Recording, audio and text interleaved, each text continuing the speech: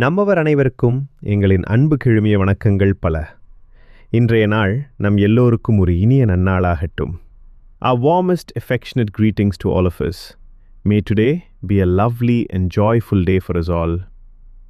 இன்றைய இளைய தலைமுறையினர் விட்டில்களைப் போல சில வலைத்தளங்களில் சிக்கி சக்தியையும் பொன்னான காலத்தையும் வீணாக்காது தங்களின் லட்சிய இலக்கினை இலகுவாக அடைந்திட அவசியம் படித்து தங்கள் வாழ்க்கையில் கடைபிடிக்க வேண்டிய ஒரே நூல் Thirukkural. Rather than being trapped like moths by websites and wasting their energy and golden youth, today's younger generation can effortlessly achieve their noble goals by reading and living the wisdom of the Tirukkural, the one essential book for life. இன்று நாம் திருக்குறள் பொருட்பால் பகுதியில் காணும் பெருமை எனும் 98வது அதிகாரத்திலிருந்து 972வது குறளை படித்து அதன் பொருளை அறிவோமாக. Today, we are going to read and explore the meaning of Kural 972, found in the 98th chapter named as Pride or Pride in Greatness of the Porutpal, Wealth, which is the second section of the Tirukkural. Kural 972 பிறப்பொக்கும் எல்லா உயிர்க்கும் சிறப்பொவ்வா செய்தொழில் வேற்றுமையான். பிறப்பொக்கும் எல்லா உயிர்க்கும் சிறப்பொவ்வா செய்தொழில் வேற்றுமை யான். முதலில் இந்த குறளின் சரியான செய்தியை அறிந்து கொள்ள வார்த்தைக்கு வார்த்தை அதன் பொருளை பார்ப்போம். 1. பிறப்பு, பிறந்த நிலை, பர்த். 2. ஒக்கும், ஒன்று போல் இருக்கும், இஸ் ஈக்குவல், சேம். 3. எல்லா, அனைத்தும், ஆல். 4. உயிர்க்கும், மனிதர்களுக்கு, லிவிங் பீயிங்ஸ், பீப்புள். 5. சிறப்பு, மதிப்பு, மேன்மை, கிரேட்னஸ், டிஸ்டிங்ஷன். 6. ஒவ்வா, ஒன்றுபோல் இருக்காது, இஸ் நாட் ஈக்குவல். 7. செய்தொழில், ஒருவர் செய்யும் வேலை, the work or profession one டஸ். 8. வேற்றுமையான், வேறுபாடு காரணமாக, because of difference. இப்பொழுது இந்த திருக்குறளுக்கு பொருள் காண்பது மிக எளிதாகும். எல்லா மாந்தரும், அதாவது எல்லா மக்களுமே பிறப்பால் சமமானவர்களே. ஆனால் அவர்கள் செய்யும் செயல்களால் மட்டுமே அவர்களுக்கு பெருமை, சிறுமை என்னும் சிறப்பியல்புகள் வேறுபடுகின்றன என்கிறார் வள்ளுவர். அதாவது நாம் எல்லோருமே பிறப்பால் சமமான மனிதர்களாக இருந்தாலுமே நமக்குள்ள பெருமையோ அல்லது சிறுமையோ நாம செய்யக்கூடிய அந்த தொழிலால் மட்டுமே ஏற்படுகின்றன என்பதை நாமும் அன்றாடம் நமது கண்முன்னே அனுபவத்தில் காணக்கூடும். பிறப்பால் எல்லோருமே சமம்தான். அதாவது பிறப்பு ஒரு மனிதனுடைய மதிப்பை தீர்மானிக்காது. எனவே ஒருவர் பிறந்த குடும்பம், பெயர், இடம் முக்கியமல்ல. அவருடைய ஜாதி அடிப்படை காரணம் அல்ல. பேச்சு, தோற்றம், பதவி இவைகள் எதுவும் ஒருவருக்கு மரியாதை தராது. ஒரு மனிதருடைய மதிப்பானது அவர் பிறந்த பிறகுதான். அவர் என்ன செயல் செய்கின்றாரோ அந்த செயல்களால் மட்டுமேதான் அவருக்கு உண்டாகிறது என்கின்ற இந்த இயற்கை உண்மையை வள்ளுவர் இங்கே நமக்கு மிக தெள்ளத் தெளிவாக படம் பிடித்து காட்டுகிறார்கள். எனவே உண்மை பேசுதல், நேர்மை காத்தல், பிறருக்கு உதவுதல், கடமை உணர்வு, பொறுப்புடன் நடப்பது, இப்படி நல் ஒழுக்கம், நல்ல பழக்க வழக்கங்கள், நல்ல கல்வி, நன்முயற்சி, நல்ல வேலை, நேர்மையான தொழில், உழைப்பு இவைகள்தான் மரியாதை தரும், உண்மையான உயர்வும் வளர்ச்சியும் தரும். இப்படி செயல்கள்தான் நம்மை உயர்த்துகிறது. ஆகவே இத்தகைய நற்செயல்கள்தான் நமக்கு முக்கியம்.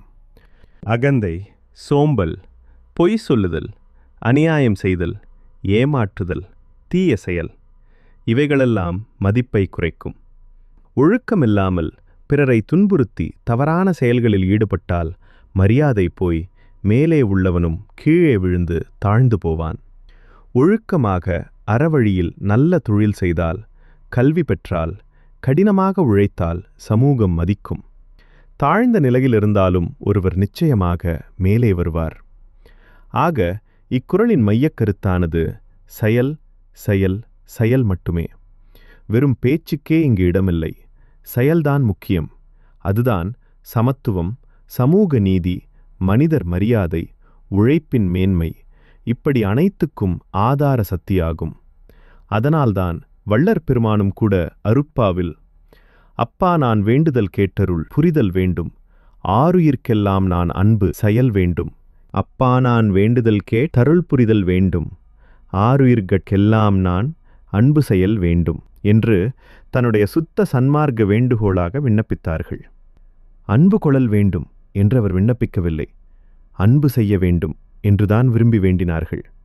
அதற்காகத்தான் எந்த ஒரு ஆதாரமும் இல்லாத ஏழை எளிய மக்களுக்கு எந்த ஒரு பாகுபாடும் காட்டாது அவர்களின் பசிப்பிணியை போக்குவதற்காக உணவு வழங்கும் பொருட்டு சத்திய தர்ம சாலையை 1867 ஆண்டு மே மாதம் 23 நாளன்று வடலூரில் உருவாக்கி, அந்த தர்மசாலையானது இன்று வரை தொடர்ந்து அந்த திருப்பணியை செய்து வரும் பொருட்டு தன்னுடைய திருக்கரத்தாலே அங்கே அந்த அணையா அடுப்பை ஏற்றி வைத்தார்கள். எனவே நற்செயலே நமக்கு பிரதானமாகும். அதுதான் நம் பெருமைக்கு உண்மையான அடையாளமாகும். இதுதான் இக்குறளானது நமக்கு போதிக்கும் முக்கிய அறிவுரையாகும்.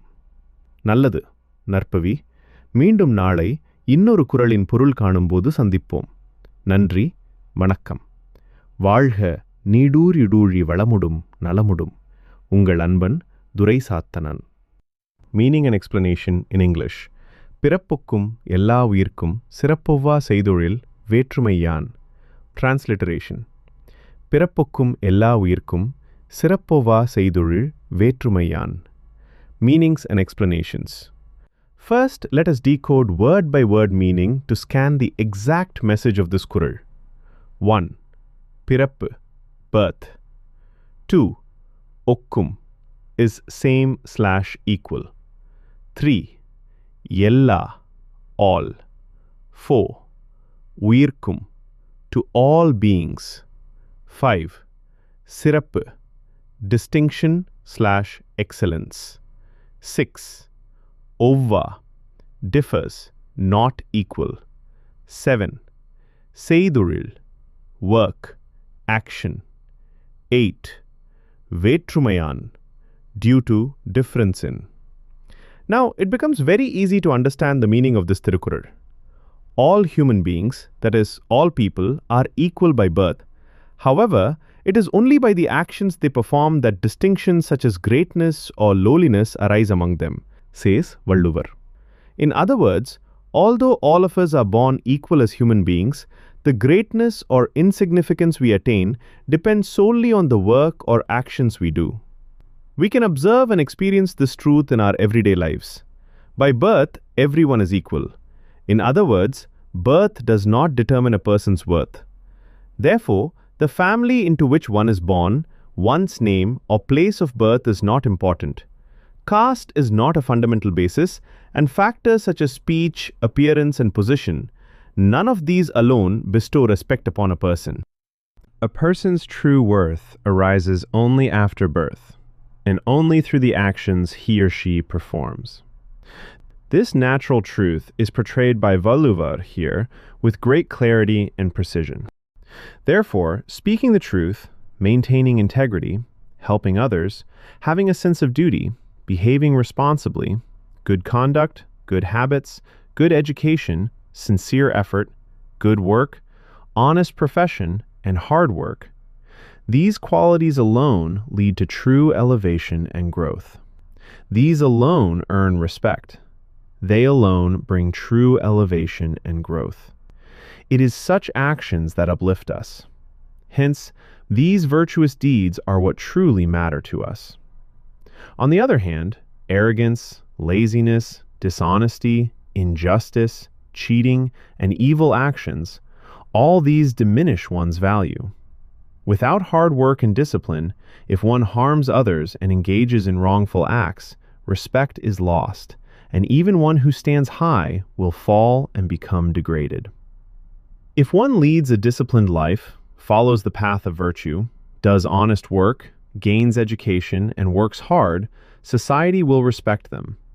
Even if a person starts from a low position, they will surely rise up. Thus, the central message of this Qural is action. Action and action alone. There is no place here for mere words. Action alone is important. That alone is the foundation for equality, social justice, human dignity, and the greatness of labor. That is why even Vallar Peruman in his Arutpa prayed, Father, grant my prayer. May I perform loving actions toward all living beings. Father, grant my prayer. May I perform loving actions toward all living beings. Therefore, virtuous action is paramount for us. That alone is the true mark of our greatness. This is the key lesson that this chorale teaches us. Well, may everything good and noble be yours. We shall meet again tomorrow to explore the meaning of another chorale. Thank you. Vanakkam. May you live long with prosperity and good health. Yours, Anban Duraisathanan, February 2, 2026. பெற்றோர்களுக்கும் ஆசிரிய பெருமக்களுக்கும் எனது அன்பான வேண்டுகோள். உங்கள் குழந்தைகளுக்கும் உங்களுக்கும் உலகுக்கும் உகந்த ஒரு நல்ல சமுதாயத்தை உருவாக்குவதற்கு இந்த தொலைக்காட்சியை உங்கள் குழந்தைகளுக்கு அறிமுகம் செய்து அவர்கள் தினமும் ஒரு திருக்குறளையாவது ஒரு 10 நிமிடங்கள் பார்த்து நற்பலன் பெறுவதற்கு அதற்கான ஒரு நல்ல வாய்ப்பையும் அனுமதியையும் அவர்களுக்கு நீங்கள் நல்லபடியாக வழங்க வேண்டுமாய் உங்களை பணிவன்புடன் கேட்டுக்கொள்கிறேன். தங்களின் குழந்தை வளர்ப்பிலும் ஆரோக்கியமான உலகத் தலைமுறையை உருவாக்குவதிலும் உங்களின் பங்களிப்புக்கு எங்களின் நெஞ்சம் நிறைந்த நல்வாழ்த்துக்களையும் நன்றிகளையும் பணிவன்புடன் தெரிவித்துக் கொள்கிறோம். இப்படிக்கு உங்கள் அன்பன் துரைசாத்தனன். My earnest appeal to respected parents and teachers to help build a good society that is beneficial for your children, for you, and for the world. I humbly request you to introduce this television channel to your children. Kindly provide them with a good opportunity and your permission to watch at least one Thirukkural every day for 10 minutes so that they may gain positive values and benefits. For your contribution to nurturing your children and to creating a healthy future generation for the world, we respectfully convey our heartfelt wishes and sincere gratitude. For the cause of global education, yours, Anban Duraisathanan.